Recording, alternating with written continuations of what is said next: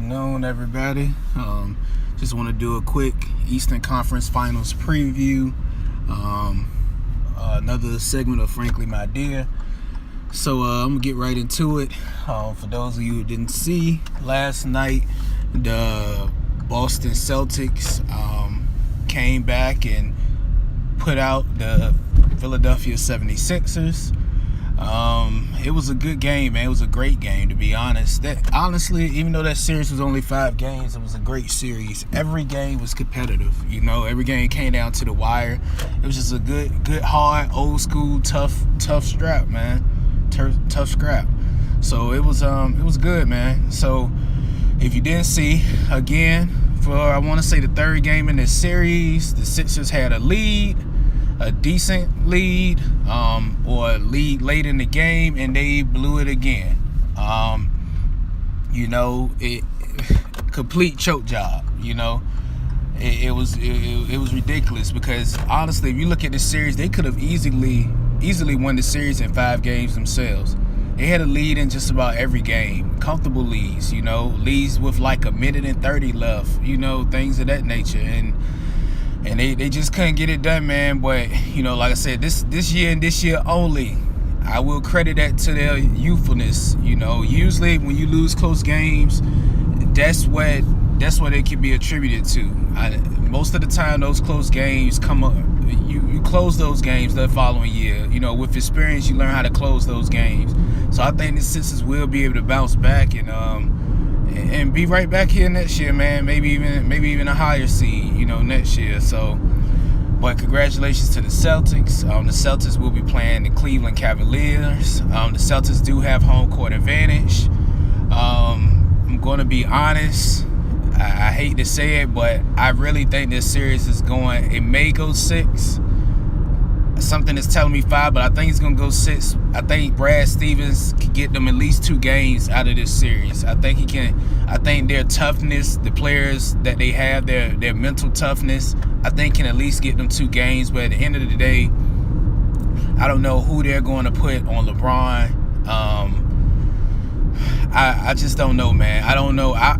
After game 1, I may change my prediction because I have to see what their strategy is going to be for defending him. I mean, it can't be no worse than the damn Raptors.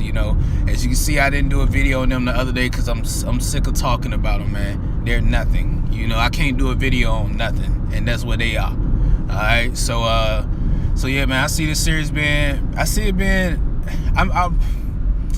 I think the games that the Celtics win are going to be the best games of the series, the competitive games. But I think the Cavs, man, on the low, people might not notice, but on the low, LeBron's also had. I mean, he's had the old East number, for the last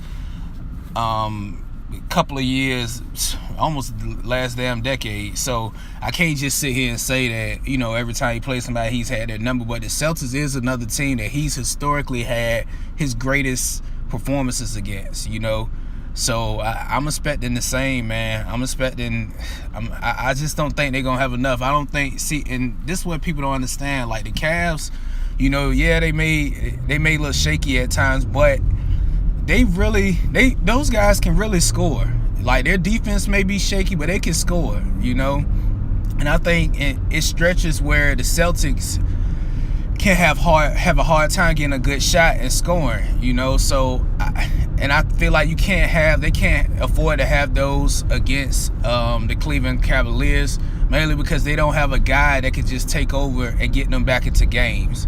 So they want to stay in games. They cannot have those long stretches where they can't score. But I mean, in the playoffs, they've actually been able to put up points in the playoffs. So we'll see if that trend continues. I feel like overall talent, they have more talent, but the Cavs experience, man, and just they have those guys like J.R. Smith. He might be playing like trash. Once he gets hot, which the Raptors let him do, he usually stays that player for the remainder of the playoffs, man.